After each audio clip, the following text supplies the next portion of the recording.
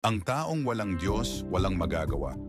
Noong nilikha ng Diyos ang isda, inutusan niya ang dagat. Noong nilikha ng Diyos ang kahoy, inutusan niya ang lupa. Pero noong nilikha ng Diyos ang tao, ginawa niya ito sa sarili niya. Kaya ang sabi niya, likhain natin ang tao ayon sa ating wangis. Kung ilalayo mo ang isda sa dagat, siya'y mamamatay. Kung bubunutin mo ang kahoy sa lupa, mamamatay din. Sa parehas na sitwasyon, kung ang tao wala sa Diyos, mamamatay din.